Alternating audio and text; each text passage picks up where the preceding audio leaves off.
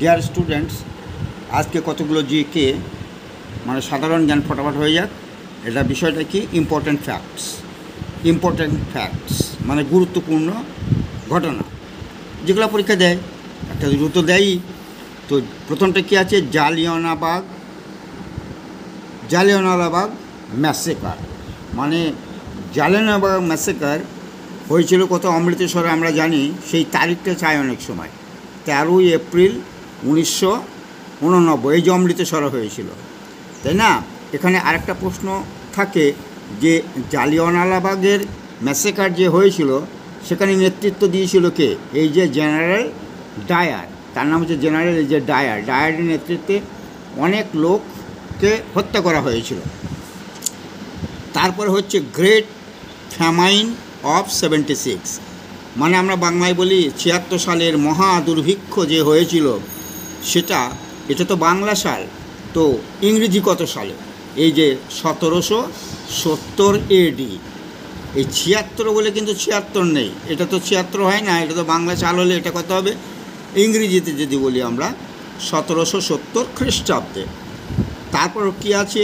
তারপর একটা foundation of Kolkata মাদ্রাসা, এটা অনেক পরীক্ষায় দিয়েছে যে কলকাতা মাদ্রাসার কত সালে এর ফাউন্ডেশন স্থাপিত হয়েছিল, কত সালে? 1781। এগুলো জানতেই হবে। পার্মানেন্ট সেটেলমেন্ট বহুতবার পরীক্ষায় দিয়েছে, এর বাংলা অর্থ হচ্ছে চিরস্থায়ী বন্দোবস্ত। চিরস্থায়ী বন্দোবস্ত কিন্তু লর্ড কর্নওয়ালিসের আমলে হয়েছে, এটাও একটা জিকে। আর 1793 সালে, কত সালে? 1793 সালে। Next question, establishment of fort William college. এই যে ফোর্ট উইলিয়াম কলেজের স্থাপনা বা স্থাপিত হয়েছিল কত সালে? 1800, এটা ভালো মনে রাখার কৌশল, 1800 বাস। সতী প্রথা বা এই যে সতী প্রথা বা সিস্টেম, প্রথা যা সিস্টেমও তাই, সেটা ডেমোলিশড, মানে এটা একদম বন্ধ হয়ে গেল, মানে বিলুপ্ত আর কি করা হয়েছিল। সতী প্রথা বিলুপ্ত হয়। আমরা জানি এখানে রামমোহন রায়ের একটা ভূমিকা ছিল, রামমোহন রায়, এর সঙ্গে কানেক্টেড কে? রামমোহন রায়। 1829 সাল, এই সালগুলো একটু মনে রাখতে হবে। রেলওয়ে স্টার্টেড, এটা আমরা জানি 1953। তার কারণ এই 1949 সালে, 1949 কেন, 1947 সাল থেকে পরপর সালগুলো আমাদের মনে রাখা দরকার। 1947 সাল তো আমরা স্বাধীনতা পেয়েছি।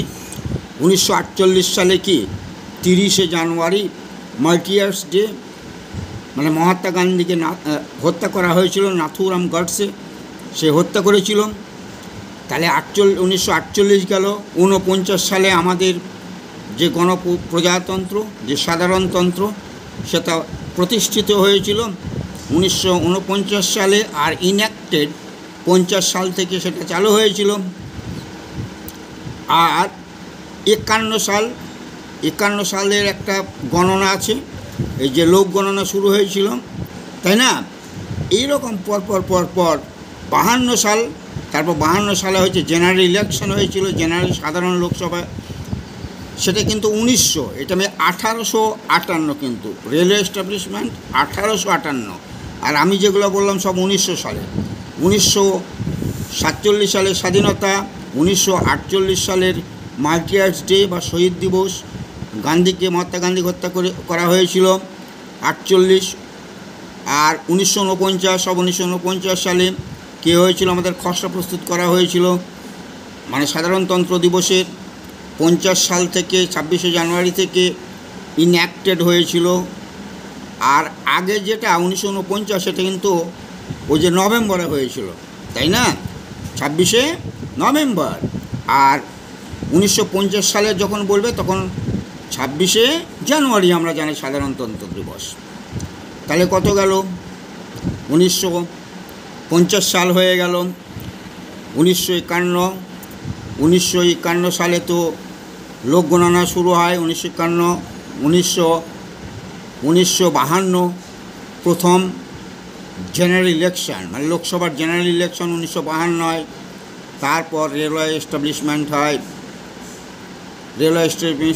1853। আর ওখানে 1953-তে একটা ঘটনা ঘটে, ওই যে তেনজিং নোরগে যে আর এডমন্ড হিলারি যে পর্বত আরোহণ করেছিল সেটা 1953 সালে। এই যে পরপর 1900 সাল কটা জানতে হবে। আর রেলওয়ে এস্টাবলিশমেন্ট হয়েছে জাস্ট তার 100 বছর আগে 1853। এটা খুব ইম্পর্ট্যান্ট জিনিস। তারপর উইডো রিম্যারিজ মানে বিধবাদের বিবাহ, মানে পুনর্বিবাহ আর কি যেটা বলা হয়, সেটা কিন্তু 1856 সালে এটা চালু হয়েছিল। এটা ঈশ্বরচন্দ্র বিদ্যাসাগর নাম আমরা জানি। বিধবা বিবাহ প্রচলন করেছিল ঈশ্বরচন্দ্র বিদ্যাসাগর। আর সিপাহী বিদ্রোহের সূচনা হয়েছিল ব্যারাকপুর, ওয়েস্ট বেঙ্গলের ব্যারাকপুর, সেটা হচ্ছে 1857 সালে। এই যে ব্যারাকপুরও লেখা আছে। ইন্ডিয়ান কংগ্রেস এস্টাবলিশমেন্ট মানে ভারতীয় কংগ্রেসের স্থাপনার সাল কত? 1885 সালে প্রথম সভাপতি হয়েছিল উমেশচন্দ্র ব্যানার্জি, আমরা জানি। আর কার দ্বারা গঠিত হয়েছিল? তখন ইংরেজ শাসন ছিল। ও হিউম। তাহলে এখানে অনেক কটা জিকে হয়ে গেল। ও হিউমের কথা আসছে, উমেশচন্দ্র ব্যানার্জির কথা আসছে, আর আসছে একটা সালের কথা 1885।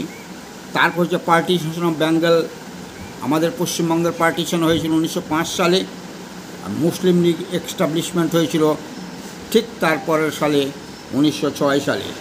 নন কোঅপারেশন মুভমেন্ট, অসহযোগ আন্দোলন মহাত্মা গান্ধী দ্বারা পরিচালিত হয়েছিল 1919 সালে। 1919 সালে।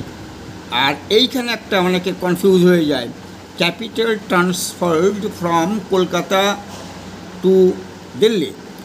এই যে আগে কিন্তু আমাদের ভারতবর্ষের রাজধানী ছিল কলকাতা, পরে স্থানান্তরিত হয় দিল্লি। এইবার যদি বলে ট্রান্সফার্ড হয়েছে কবে, কোন সালে, সেটা কিন্তু 1911 হবে। অনেক 1912 বলে, ভুল করে বলে, ওটা হবে না, চলবে না। Capital transferred from Kolkata to Delhi, transfer হয়েছিল 1911 সালে।